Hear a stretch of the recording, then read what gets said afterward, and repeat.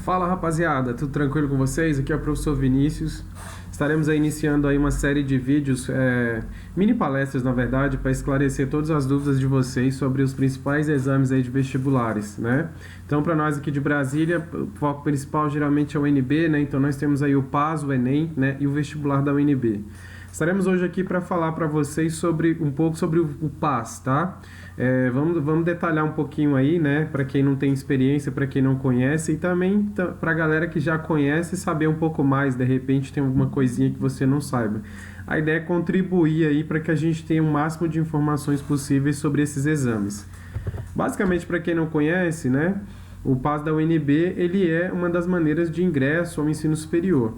Então, a galera que acabou de entrar no ensino médio, o pessoal que está no primeiro ano, ou o pessoal que já está no segundo ou no terceiro, né? Esse tem que ser o foco principal, tá? Essa é uma das grandes oportunidades para que você possa adentrar aí a Universidade de Brasília, né? O ensino superior gratuito. Então, para você que está no primeiro ano, principalmente para você, eu acho que esse vídeo é importante para esclarecer suas dúvidas, né? Vou trazer informações aqui para você.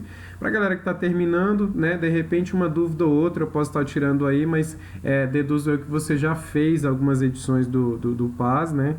Então, muita coisa aqui não vai ser novidade para você. Então, vamos nessa. Vocês que estão aí iniciando, né, estão no ensino médio, a ideia é você, né, almejar o ensino superior ao término do ensino médio, né? Então surgem aquelas dúvidas, o que eu vou fazer, que curso que eu vou escolher, né, e agora, o que eu vou fazer? Primeiramente, essa questão de escolher a carreira, de repente você pode deixar aí, né, em paralelo ou esperar o terceiro ano para você, na verdade, definir realmente que curso que você quer.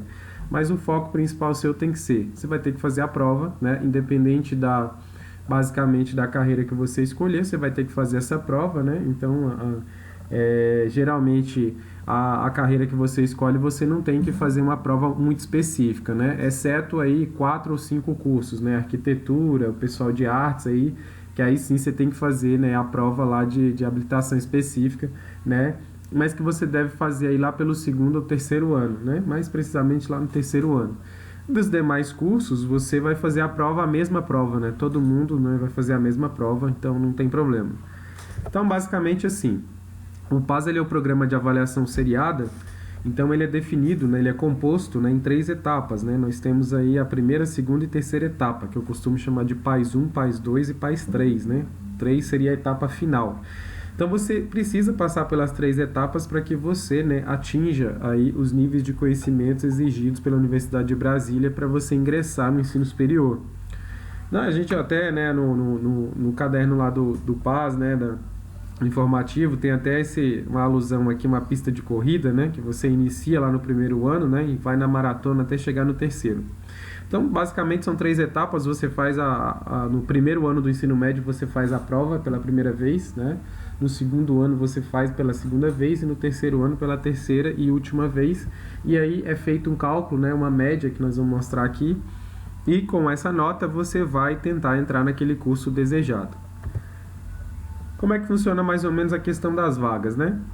A Universidade de Brasília atualmente, ela traz aí 50% das suas vagas para a escola pública e 50% para o sistema universal, né? O sistema universal aí basicamente seria, de certa forma, o pessoal das escolas particulares aí, né? Que geralmente concorre no sistema universal. E os alunos da escola pública também têm uma fatia de 50%. Então, seria 50% para cada, né? Cabe ressaltar que nós ainda temos o sistema de cotas, né? Fora essa distribuição aqui de 50% para a pública, 50% para o sistema universal, nós ainda temos o sistema de cotas aí, né? Dentro do sistema de cada modalidade, né? Então, no caso do sistema universal, nós temos ainda o sistema de cotas para negros, né? 5% das vagas são destinadas para negros e 45% das vagas é o sistema universal dentro do próprio sistema universal. Então, essas 2 plaquinhas aqui de baixo, ela representa aí um exemplo de um curso que teria 20 vagas na ampla concorrência no sistema universal. Então, né, nós teríamos aí do esquema todo aí, 45% das vagas, né, seria para o sistema universal, né, e aí nós teríamos aí 5% das vagas para os alunos que concorrem na modalidade, né, para negros, né, sistema de cotas de negros. Então, se a gente pegar um curso aí com 20 vagas, né, 50% tem que ser para o sistema universal, então 10 vagas seria para o pessoal da ampla concorrência do sistema universal, ou seja, basicamente das escolas particulares. Então sobraria 10, então seria 10 vagas para o sistema universal e 10 vagas para a escola pública. Dentro do sistema aqui do sistema universal, desses 50% de vagas, ou seja, que seriam 10 vagas, né, para um curso de 20, seriam 10 vagas destinadas, né, nós teríamos aí 45%, que corresponde aí a 9 vagas, nós teríamos então 9 vagas das 10, 9 seria para o sistema universal, e uma vaga, né, que corresponde a 5% aí para negros, tá? Isso, é claro, lembrando que é um exemplo aqui hipotético de 20 vagas. Se o curso tiver mais vagas, é claro que aí o número de vagas aqui para o sistema de cotas para negros seria maior, automaticamente o sistema universal também. Então, o curso de 20 vagas, você tem metade aqui para o sistema universal e metade para a escola pública. Dentre aqui as 50% de vagas da escola pública, nós ainda temos ainda uma fatia de divisões, de subdivisões para o sistema de cotas, né? Então nós temos aí 10 vagas seriam destinadas para esse sistema, só que ela é distribuída ainda internamente aqui, né, de várias formas. Nós temos aqui a questão da faixa etária de renda, basicamente a gente pode definir aí no esquema das rendas mesmo, né? A gente tem aí uma fatia, né, desses 50% aí nós teríamos aqui 25% aí para quem tem renda abaixo de um salário mínimo e meio, tá? Então, a galera que se enquadra nesse perfil aí, nós teríamos aí 25% das vagas destinadas para esse perfil, e quem recebe acima de um salário mínimo e meio, né, a renda familiar aí, vai pegar aí a outra metade dessas vagas, tá? Então seria de certa forma 25% aqui acima de um salário mínimo e meio e 25% abaixo de um salário mínimo e meio. Cabe ressaltar que isso aqui seria aquelas vagas de 50% da escola pública, né? Então basicamente é isso. Como é que funciona o sistema, né? Esse ano, por exemplo, em 2016, o sistema ainda é o atual, né? O pessoal que fez o ensino médio de 2015, né, e que foi concorrer esse ano, ele concorreu no sistema normal, que é o atual, que aí para o PAS nós temos 25% das vagas da Universidade de Brasília, os outros 25% é pelo SISU e 50% pelo vestibular da UNB, o vestibular do meio do ano, né? Aí olha só, como é que fica, né? Para quem está no ensino médio em 2016, nesse ano, vocês já vão pegar o novo sistema, vocês já vão pegar o sistema aí que a UNB, né, aprovou a partir do ano passado, que é o sistema que vai prevalecer a partir de 2017, né? Quem faz o PAS desse ano, 2016, já vai cair nesse novo sistema quando for concorrer em 2017. Como é que fica, né? Ele ficou muito mais democrático, porque aumentou o número de vagas, né? Nós tínhamos aí só 25% das vagas para o PAS, agora nós temos 50%, ou seja, valorizou muito mais a entrada e o ingresso pelo PAS. Então, tanto você que é da escola pública quanto quem não o PAS continua sendo a forma mais democrática de ingresso, né? Que oferece mais oportunidades, né? Principalmente pelo fato que o PAS é cobrado o conteúdo da série atual. Então, por exemplo, se você está no primeiro ano, vai ser cobrado só o conteúdo do primeiro, as obras relacionadas ao primeiro ano. Segundo ano, conteúdo do segundo, e terceiro, conteúdo do terceiro, né? Então ficou aí 50% das vagas destinadas somente ao PAS. 25% pelo SISU, ou seja, o SISU é para quem vai fazer o Enem, né, e 25% do vestibular. Então aqui é visível você perceber que metade das vagas do vestibular veio aqui para o PAS, né? Então quebrou aí metade das vagas do vestibular e foram rearranjadas aqui no PAS. Esses 25%, e 25 e 25 aqui, está dividido pelo seguinte: 25% aí vai ser ofertado no início do ano, né? E os outros 25% no meio do ano. Então nós teremos 2 ingressos pelo PAS aí a partir do ano que vem. Então nós teremos um ingresso de 25% das vagas no início e um ingresso no meio, né? Geralmente, atualmente só ocorre o do início do ano. Agora vai ser em 2 etapas, né? Então, totalizando aí os 50% das vagas, né? Nós só tínhamos antes 25% só no começo. Agora nós teremos 50%, 25% no começo e 25% no final.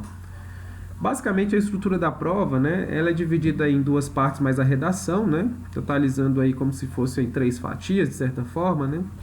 A primeira parte ela é composta da língua estrangeira, então você pode fazer espanhol, francês ou inglês, né, de acordo com a sua opção. Então, quando você faz a sua inscrição, você escolhe, né. A prova, ela aparece com os 3 textos, né, com as três provas, né, a prova de inglês, espanhol e francês, e você só vai fazer aquela que você optou, né. A segunda parte da prova vem as questões mesmo, né, associadas aos conteúdos, né, tradicionais. Então nós teremos artes cênicas, visuais, biologia, física, filosofia, geografia, história, português, literatura, né, matemática, música, química e sociologia, né. Então, assim, a prova ela é basicamente isso. Em geral, é na faixa de 100 itens, tá? 100 itens para você resolver, né? Vou explicar sobre os itens, né? Os tipos de itens que são cobrados, mas em geral são 100 itens. Às vezes tem prova que tem um pouco mais, né? Mas no geral, a média geral são 100 itens, né? Seria, de certa forma, 10 questões de cada matéria, de certa forma, assim, resumindo o negócio, né? Arredondando aí. Seria mais ou menos isso. O segredo da prova do PAS é o seguinte: tem os conteúdos tradicionais, mas eles publicam a matriz de referência. A matriz de referência, né, é um documento que traz todas as obras que serão cobradas naquela etapa do PAS, né? Então, na etapa do PAS 1, PAS 2, PAS 3, você tem a matriz de cada etapa. E ali é cobrado os textos, as músicas, né, os documentários, né, sempre, né, distribuídos ali. E o segredo é você fazer a leitura dessas obras, porque na verdade a prova inteira é cobrada em cima disso, né? É uma prova bem contextualizada, então ela tenta amarrar o conteúdo, né, a obra ao conteúdo, né, tradicional, e aí você ganha, né, uma prova que na verdade ele busca, né, um estudante mais crítico, né? Ele busca analisar sua capacidade crítica, né, de poder, né, associar o conteúdo tradicional com uma obra, né, ou vice-versa. Então, o segredo é você, primeiramente, estudar as obras, né? Você vai ter o conteúdo normal da escola, né? Então, a prioridade tem que ser as obras. Você tem que ler, você tem que saber interpretar, tem que resolver as questões em cima das obras, porque você vai ver que vai fazer a diferença, tá? Vou até mostrar para vocês aqui a prova, né? Como é que é. Eu tenho um esqueminha aqui da prova. Então, esse aqui é um caderno de provas que nós temos aqui, por exemplo, de 2013, né? É o caderno jornal. Então, na capa, você tem aqui as informações gerais, né? Que está falando os tipos de questões, né? Tipo A, B, C, D, né? Tá falando da língua estrangeira, né? O tempo de prova ali, 5 horas. Cartão resposta, esse é o modelo aqui do cartão resposta. Esse é o modelo do vestibular, mas o do PAS é muito parecido, tá? Esse seria mais ou menos o modelo aqui do cartão resposta, tá? Aqui tá primeiro e segundo dia, porque no vestibular, né, é dessa forma, mas do PAS é um só, né? Então você teria isso aqui numa prova só, num cartão só. Olha só, a prova começa, né, com a parte de língua estrangeira, então sempre começa aqui pelo espanhol, os textos de espanhol e as questões. Então você vai ter o texto, né, e aí você tem os itens, né, para você avaliar, né? Então tem os diversos itens aí para que você trabalhe, né? E sempre o conteúdo é feito em cima de uma obra, né? Na sequência aqui, língua francesa, né, nós temos aqui o francês. Geralmente os textos eles estão relacionados, então o texto que cai, né, na língua inglesa, espanhol e francês, ele geralmente é o mesmo. O que muda é muitas vezes um detalhe no texto, uma abordagem ali no texto, e geralmente as questões, né, mudam um pouquinho, né, os itens, né, as perguntas eles dão uma mudada, mas é muito parecido, assim, geralmente é sobre a mesma obra, e aí em alguns casos se repete, né, a pergunta ela é a mesma para as línguas, né? A segunda parte da prova aqui nós já entramos aí na parte das áreas, né, das disciplinas, e geralmente no começo você tem aí muito predominante aí a parte da literatura, história, sociologia e filosofia, né? Geralmente começa-se com essa parte. Então você tem aqui Marília de Dirceu, né, sendo cobrado aqui logo no começo. Você já tem questões de filosofia aqui também, né? O Atlântico Negro, né, na Rota dos Orixás, né, já foi cobrado aqui, ó. É um documentário, né? Então faz parte lá das obras, né, que são cobradas, e vocês acabam vendo as questões aqui, né? Então vocês percebam que as questões sempre são cobradas em cima das obras, né? Então, vale ressaltar que você tem que estudar muito bem as obras. Olha aqui, o Almanac Brasil Socioambiental, né, que trata de urbanização. Você tem os mais diversos textos, eles são cobrados aqui. Ópera do Malandro aqui, que é uma obra muito importante, né, cobrada também aqui. Você tem questão aqui de matemática, que já tem uma questão de matemática aqui também. Você tem Museu da República, as obras de Oscar Niemeyer são cobradas, né, de maneira bem constante, né, na prova. Questão de química, questão aqui de matemática novamente. A matemática, biologia, física e química já fica mais para o final, né? Então, principalmente química, fica lá no finalzinho. Olha aqui uma música, né? Camaro Amarelo sendo cobrado aqui, né? Inclusive aqui com uma questão dissertativa, né? Que eu vou comentar daqui a pouco. Aqui novamente, ó, a música estava aqui atrás, Camaro Amarelo, né? E aí já veio no gancho aqui uma imagem, né, do Camaro com uma moto, fazendo uma alusão aqui de potência, né, na questão de física. E aí já veio sendo cobrado aqui as questões de física relacionadas ao assunto, né? Então até que foi cobrado colisão ali, né, força. Aqui uma questão também relacionada à questão de potência, né? Eles já puxaram no gancho aqui matemática, né? Questão envolvendo aí função do segundo grau, função quadrática, máximo e mínimo, né? Então é assim, pessoal, basicamente, ó, aqui, ó, 100 itens, né? Essa prova aqui é da primeira etapa, 2013, nós temos aqui 100 itens, e aí na sequência vem a redação, né? Então esse é o esquema da prova, né? Você tem um espaço aqui e tal para você resolver. Então é esse o perfil da prova. Então vamos para os itens, né? A prova ela é composta de quatro tipos de itens, né? Você tem o tipo A, B, C e D, né? O tipo A é aquele tipo certo ou errado, né? Então no gabarito vai estar assim, ó. Um exemplo aqui ilustrativo, você vai ter C e E, né? Certo ou errado. Então você vai analisar o item, né, de acordo com a obra, o texto, e você vai avaliar se aquela afirmação está certa ou errada, né?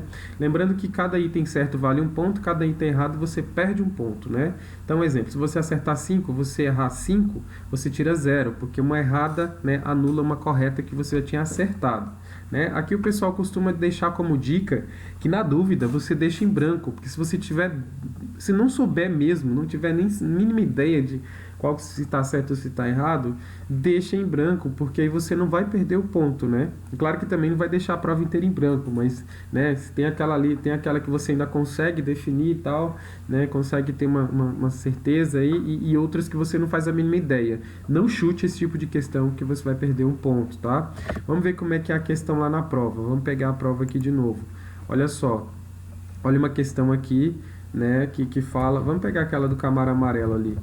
Aqui tem o texto, né, traz a música do Camaro Amarelo, e aí aqui ele traz, ó, um item, né, do tipo, aqui nós temos os itens, ó, julgue os itens 83 até o 85, faça o que se pede no item 86, que é do tipo D.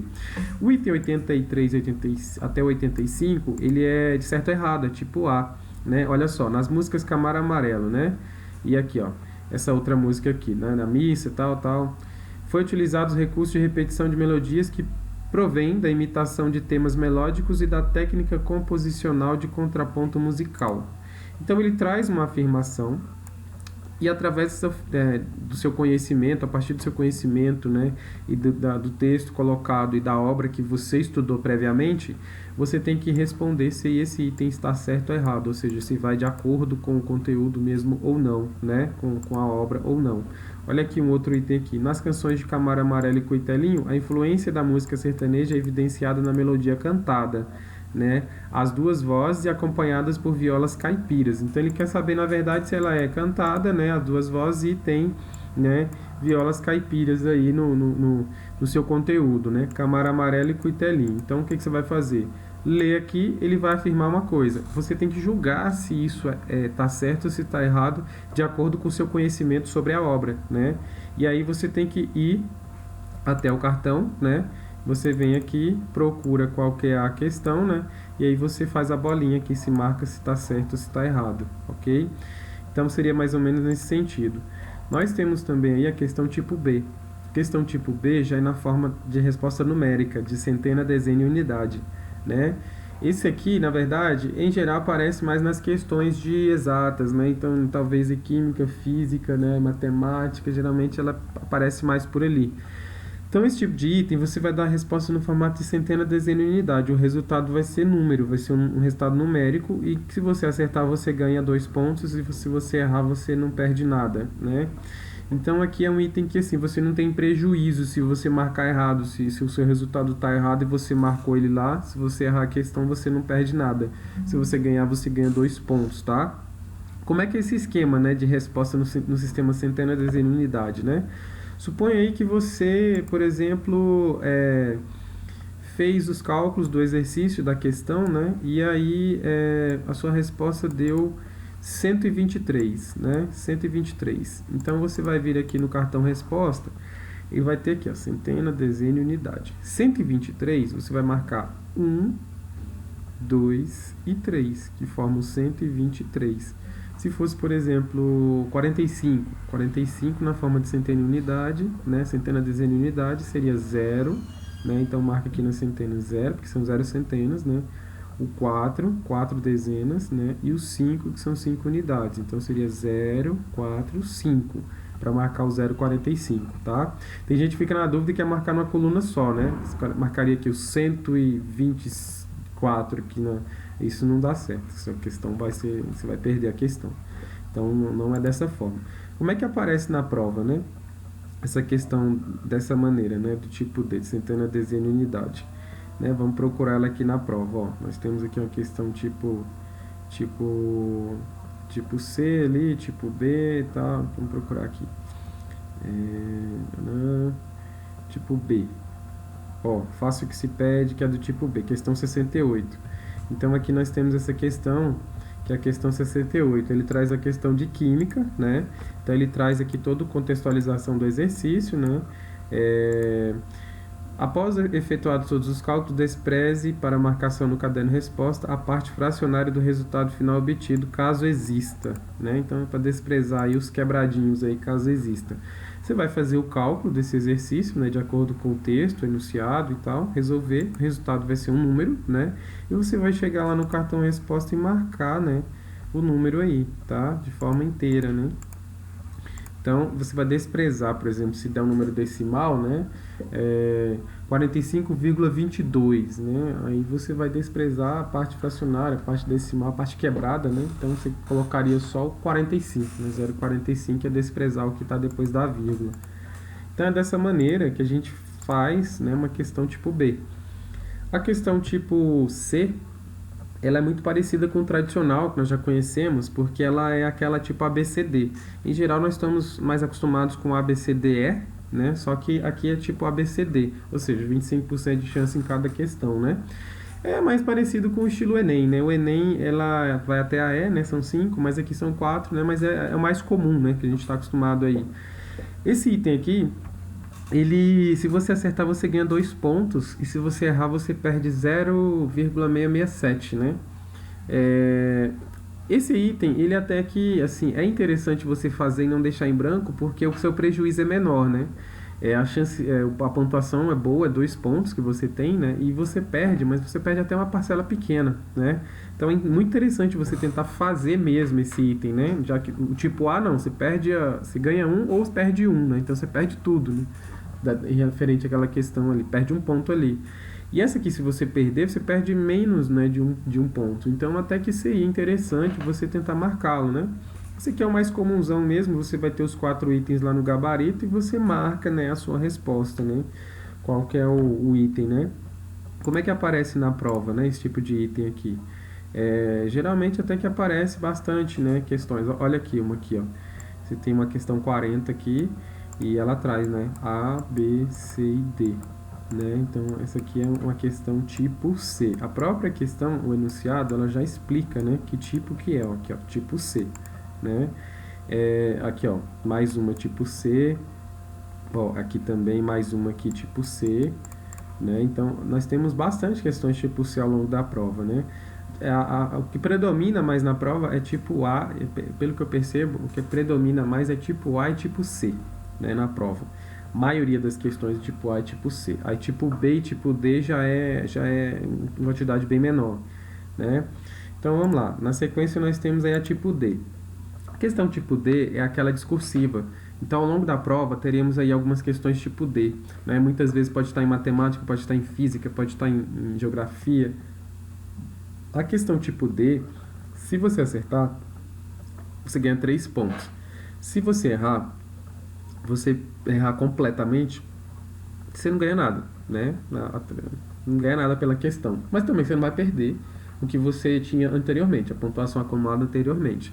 E é o seguinte, ela é avaliada até 3 pontos. Então, se você escrever algo, né, na sua questão discursiva, né, sua resposta ali no seu texto, e estiver mais ou menos no caminho, né, estiver relativamente correto, né, supondo aí que você acertou metade da questão, o seu conceito ali tá né, metade certo, né, meio certo. Você vai ganhar um e-mail, né? A questão vale 3, você vai ganhar um e-mail, né? Se o examinador entendeu que você acertou mais que a metade, se aquilo ali tá bem legal, assim, tá quase no caminho mesmo, de repente ganha 2, ganha 2,5, né? Alguma coisa assim. De repente algo que você escreveu só aproveitou um pedacinho, então ele vai te dar metade, vai dar meio, vai dar 0,5, né? Ele vai te dar vai te dar um e-mail. Então isso varia muito de como foi sua resposta, né? Então esse é o segredo, né? Então é uma outra questão também que deve ser muito valorizada na prova, né? Porque a pontuação é altíssima, 3 pontos é muita coisa. E aí você tem que conseguir conquistar essa pontuação aqui que vai fazer a diferença no cálculo, né? Na sua resposta lá. Vamos localizar aqui alguma questão, né, na prova, né, desse tipo, né? Vamos pegar uma questão tipo D aqui. Nesse ano aqui, acho que ela apareceu em física. Tá lá no final. Vamos pegar aqui. Aqui, vamos lá. Olha só. O espaço reservado. Nós temos aqui a questão 97, ó. Tipo C aqui. Aqui eu tô procurando a tipo D, né? Questão tipo D. Vamos lá. Olha aqui. Ela tá bem aqui, ó. Questão tipo D é 86. O próprio exercício fala, ó. Tendo como referência a leitura da música Camaro Amarelo, julgue os itens 83 e 85 e faça o que se pede no 86, que é do tipo D. Então, quando você localizar uma questão lá na prova que tem essas 10 linhazinhas aqui, ó, essas 10 linhazinhas aqui para você fazer seu rascunho da resposta, né? Você vai fazer o seu rascunho da resposta, né? Você tem até 10 linhas e você vai fazer o cálculo não, fazer o cálculo se for uma questão de matemática, de exatas aí.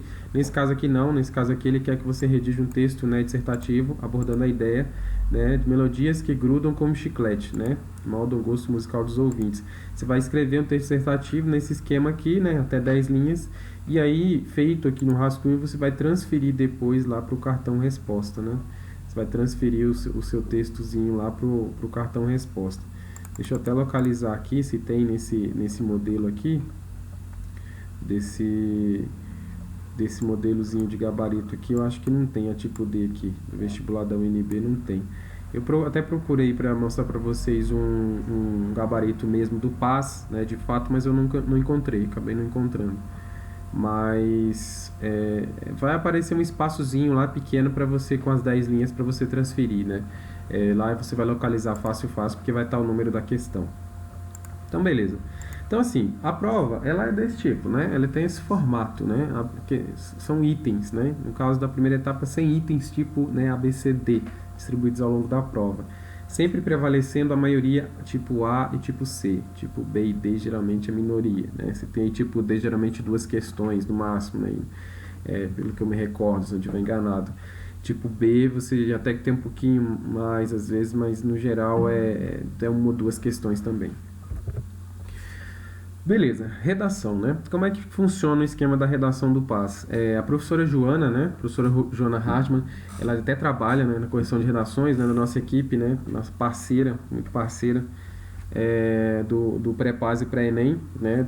Professora do Darcy Ribeiro, assim como eu. Ela elencou aqui, né, o principal sobre o esquema da redação do PAS, né? Então a professora Joana diga-se de passagem, é uma excelente professora de redação, uma das melhores que eu já vi. Ela trouxe aqui pra gente basicamente o esquema mesmo que você tem que ter para você, né, a ideia essencial para que você faça aí a prova do PAS. Então, basicamente, as dicas, né, que ela oferece pra gente é ler o tema, né? Você pegou a prova, você leia o tema da redação antes de começar a prova mesmo. Você já pega a prova e já lê. E aí, você deixa para fazer depois, porque ela sugere o seguinte, que é muito padrão que o CESP costuma colocar textos, né, que estão relacionados ao tema ao longo da prova. Então, você vai ter uma redação sobre, por exemplo, um exemplo, né, hipotético, maioridade penal, né, o tema da redação seria esse.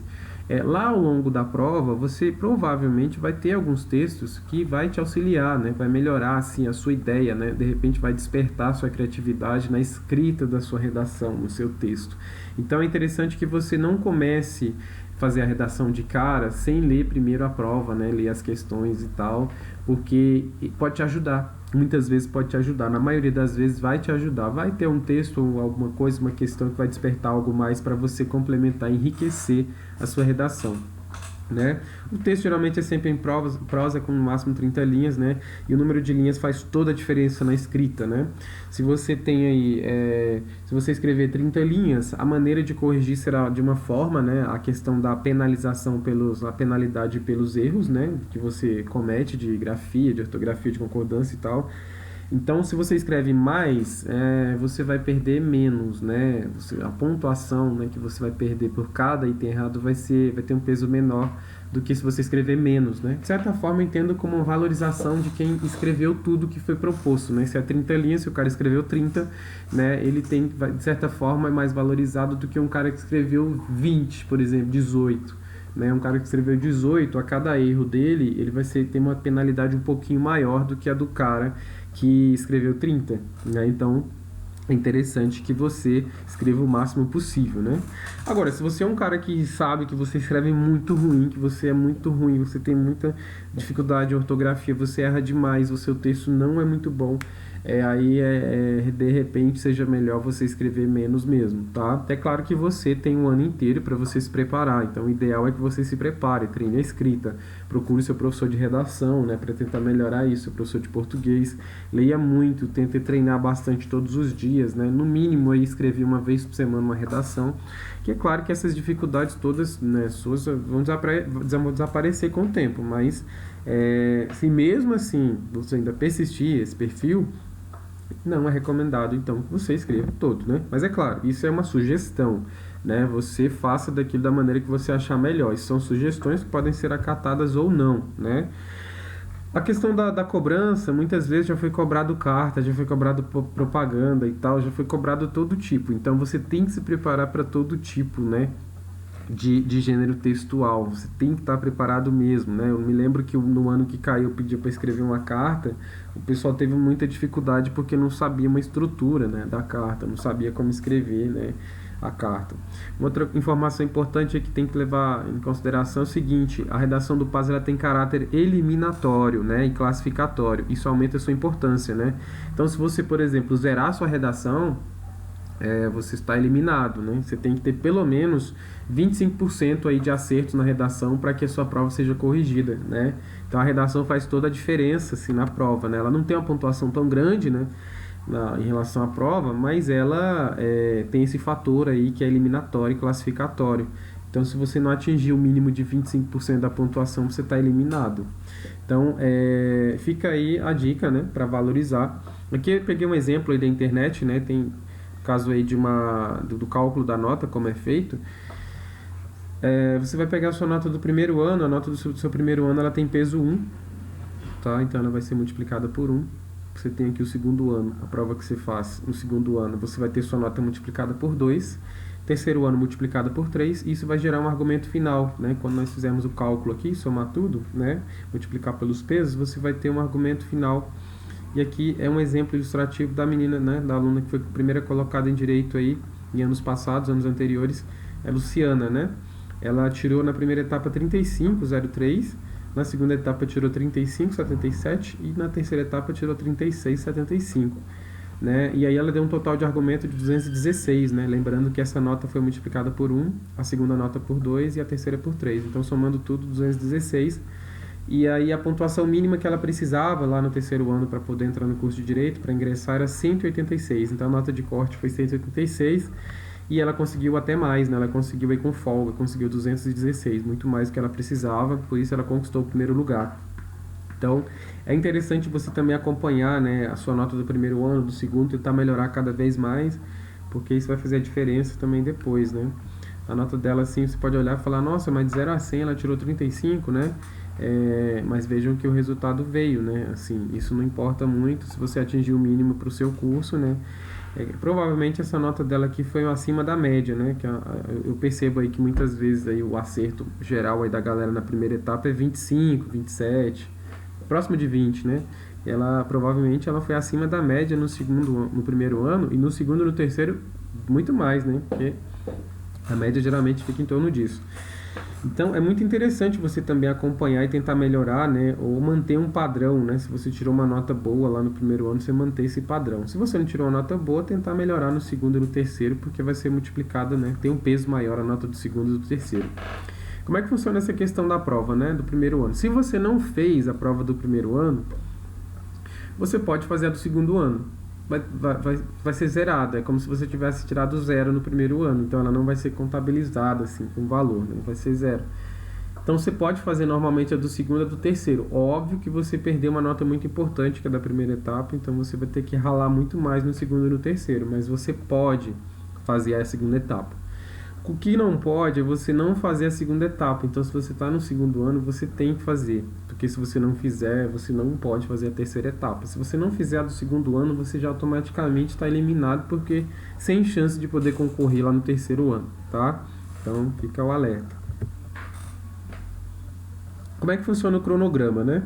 A prova do PAS, geralmente, ela ocorre aí em setembro, né? As inscrições, né? As inscrições ocorrem geralmente em setembro, né? Finalzinho de agosto, início de setembro, aí nós temos o período de inscrições. A prova, ela ocorre em novembro, dezembro. Novembro, geralmente, é o pessoal da terceira etapa, do primeiro ano, do terceiro ano. Eles fazem a prova primeiro, e a nota, né, ser corrigida primeiro, o resultado sair primeiro. Então, ele é feito uma semana antes, geralmente na última semana de novembro. E aí você tem em dezembro, no primeiro final de semana, você tem a prova no sábado do segundo ano e no domingo do primeiro ano. Então ocorre em decrescente, né, em ordem decrescente, de certa forma. Então geralmente a do segundo ano é no sábado e a do primeiro ano é no domingo do primeiro final de semana de dezembro. É claro que isso pode variar um pouco, depende do calendário. Esse ano ainda não saiu o edital de 2016, mas deve prevalecer nos outros anos, sempre foi mais ou menos nesse esquema. Então o pessoal do terceiro ano faz em novembro, faz primeiro.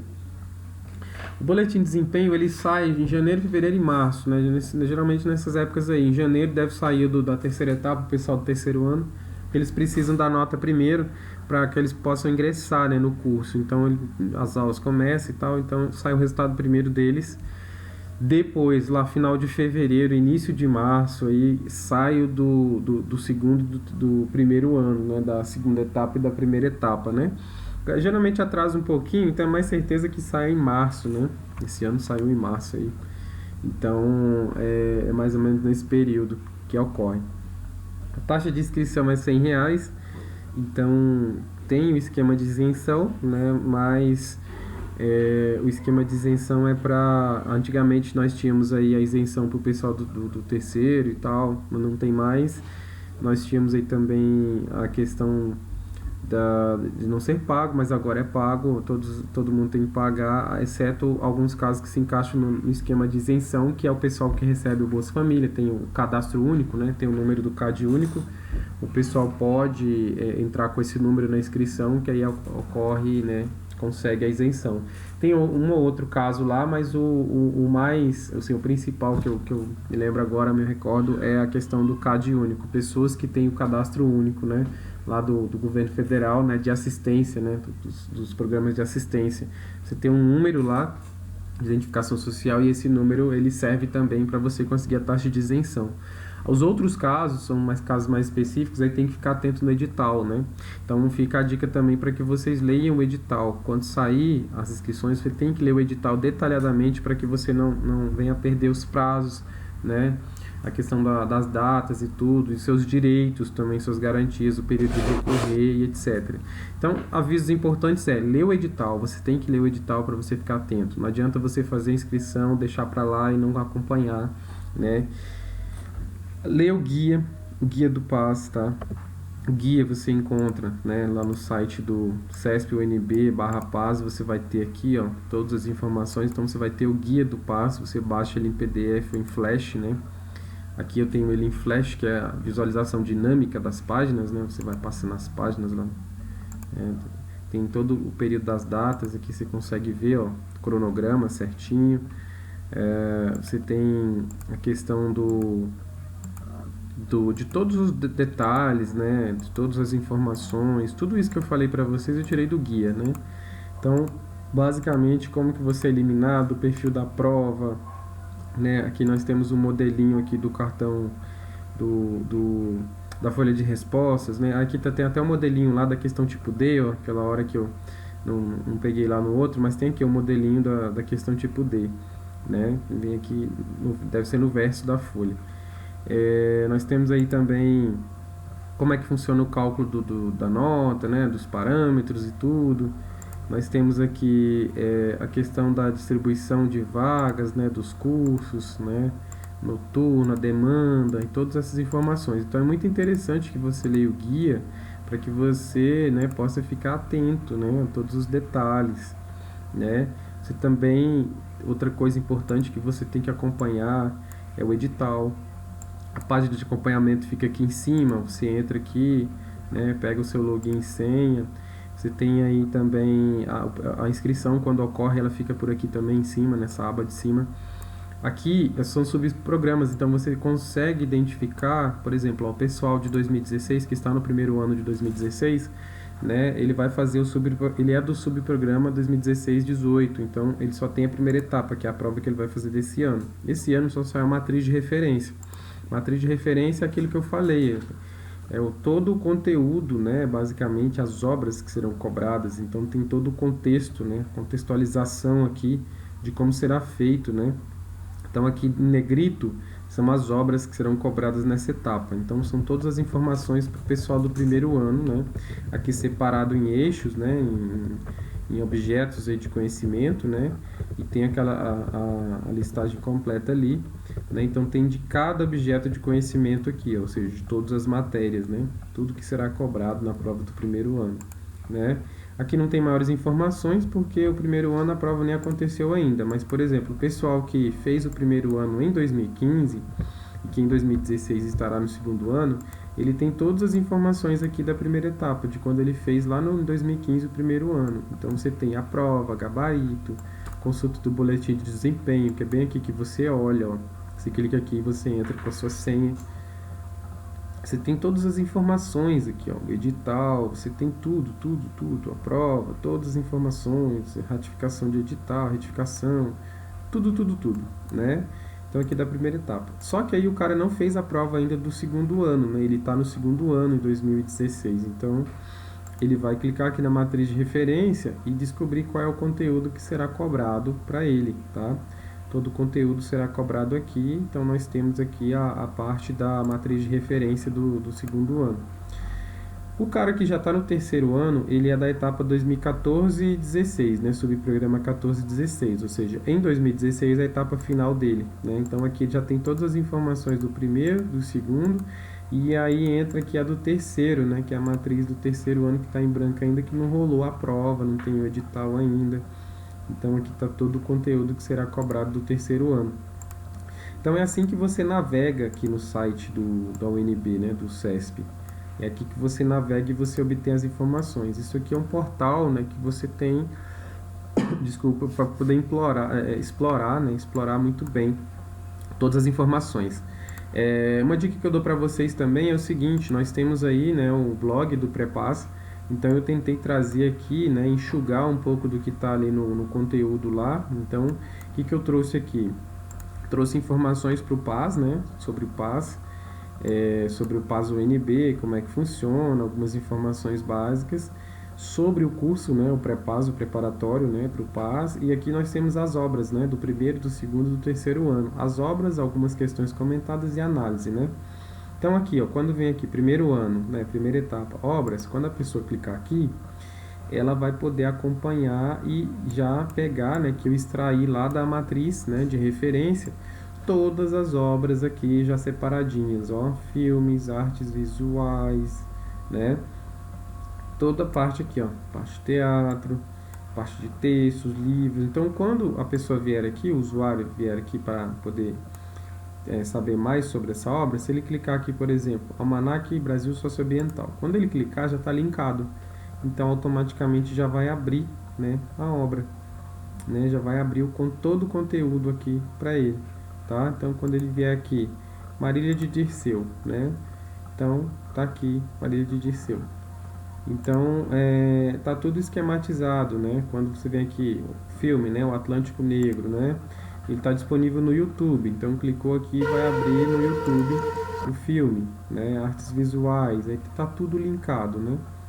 Terceiro ano, as obras, né? Obras do terceiro ano.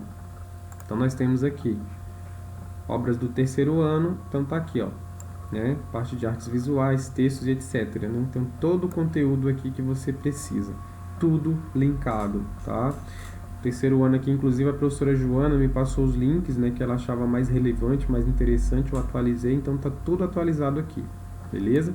Então, provas anteriores, você consegue acompanhar aqui, ó, as provas anteriores, provas aqui da primeira etapa, por exemplo, ó, lá do primeiro ano.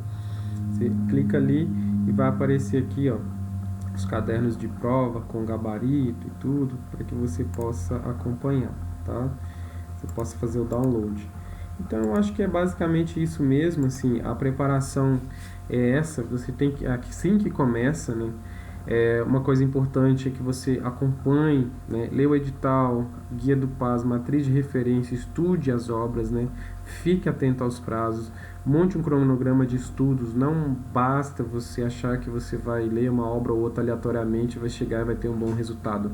O segredo de sucesso é você montar um cronograma de estudos, né? Montando um cronograma de estudos você vai ver a diferença, quanto que isso vai fazer a diferença. E aí você tem que resolver as questões, então você tem que baixar as provas anteriores, estuda um conteúdo, né? Resolve questões, tudo conteúdo resolve questões, e assim por diante você vai ver que a receita de sucesso, né, a sua aprovação estará garantida. Então eu fico por aqui, né, em relação a essa questão da nossa primeira conversa sobre o PAS, né, fico por aqui e aí até a próxima.